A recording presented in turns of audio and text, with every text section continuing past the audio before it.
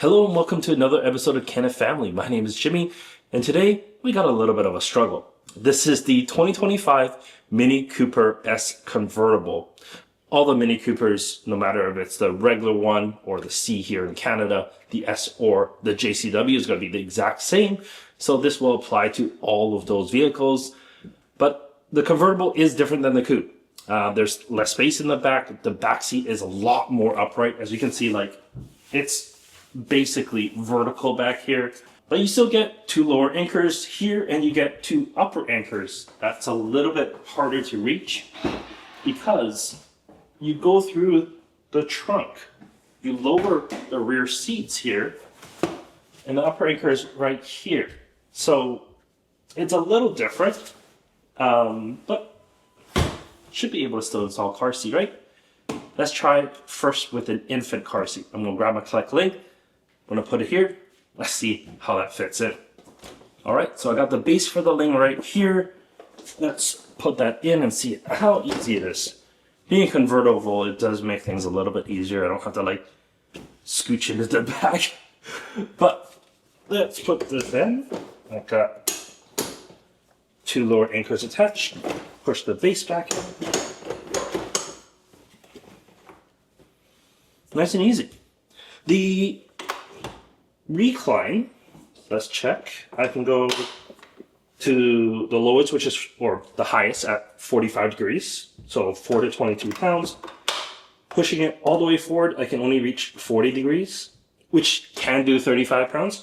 But if you want a little bit more upright at that 35-degree angle, you will need to put not a paper towel, like a rolled up towel or a poo noodle or something on the front of the seat just to raise that a little bit.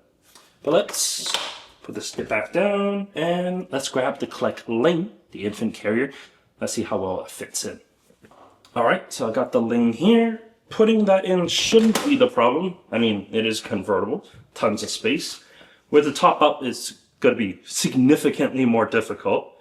But what I want to try first here is I want to try if the seat can even go back. Oh, it can. I mean, there's not a lot of room up here. Let's move this back. I'm 5'11", and if I move this just so that there's enough room for the Ling, and if I sit up here, I mean, it's okay. I have enough leg room still. It's not too bad, but maybe not the most comfortable as my back seat or backrest is quite upright. That's definitely something to consider. All right, so infant carrier should be all right. Now, a rearward-facing seat is what we're going to try next, and I think that's where we're going to struggle the most. All right, so I got the FIF in place, but there's a few problems. First of all, the front seat is almost 90 degrees, so no one really should be here. This headrest is pointing down now. It's a fixed headrest. I can't angle it right. So if something was to happen from the rear end, so crash from the back, it'll push the neck down on whoever's sitting here. Not the safest for the front occupant. And the rebound bar doesn't have much of a contact against the rear seat because of, well, the rear seat being almost vertical here.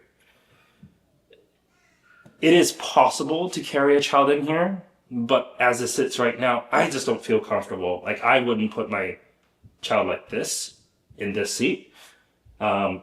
And I wouldn't put my wife up here.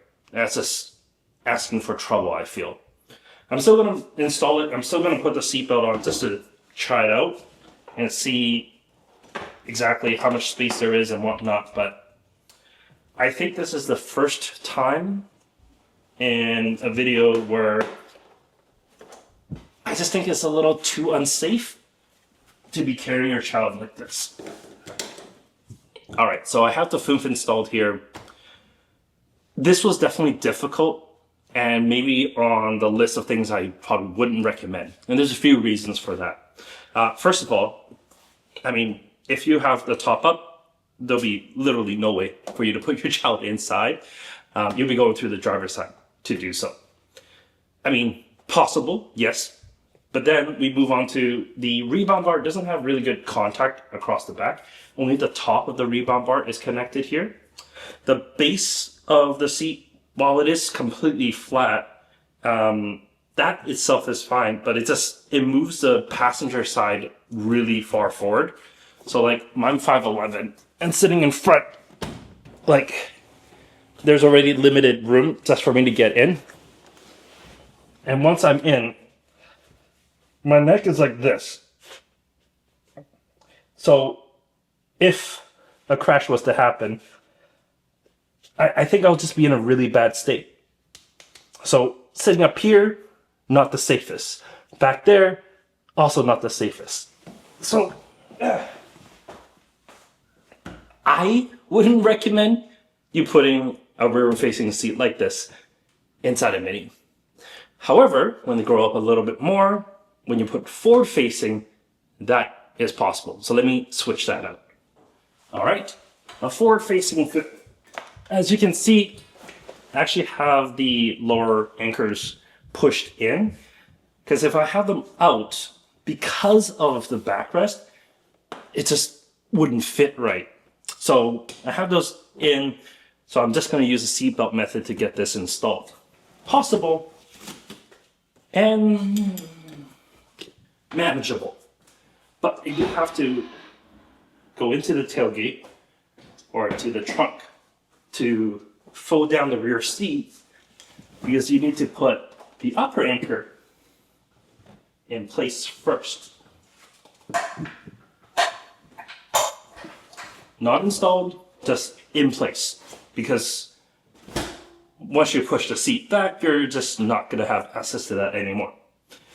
So this seat, you can have it basically almost upright, like so. I'm going to take the bottom cushion up here. Excuse the mess. This is an actual seat that's been used daily, so it's a little crummy.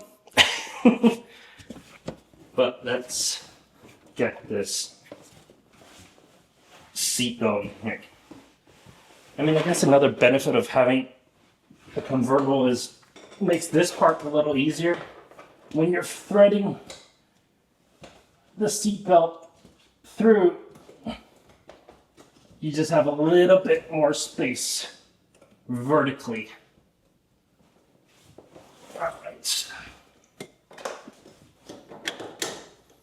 Okay, got that there. Push that up.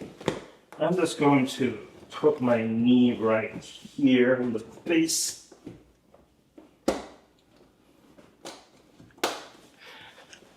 Pull up and click. All right. Almost. Upper anchor. Do make sure that you do your upper anchors. Yeah, that's not going anywhere. I already have it clicked in. I just need to tighten it from the back. There we are. Oh, I did remove the headrest. With the headrest in place, it pushed the seat full. It just doesn't work. So I removed the headrest. Foof is installed. Non-dominant hand. It's not moving an inch. It's not moving a millimeter. Ooh, okay.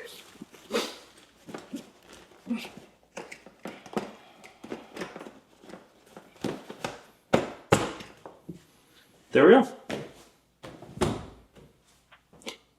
Well, this I can at least tilt the backrest backwards, and there's still enough legroom for your child in the back. So, if your child is a little bit more grown up, using a forward-facing seat like this, or even a booster, you wouldn't have an issue. But a rear-facing seat is definitely a little tight. So, while yes, you can definitely get a mini convertible for your family, an infant car seat will do fine. You may have to skip the rear-facing route and just go straight to forward-facing. It's not the best way to carry your child from, well, in between that infant carrier to forward-facing stage. However, in this case, I just don't think we have that option for us to be safe in rear-facing. So this may be our best solution. In any case, thank you so much for watching. If you have any questions, let me know in the comment section down below. And yeah, I'll get back to you as soon as I can. Thank you. Take care.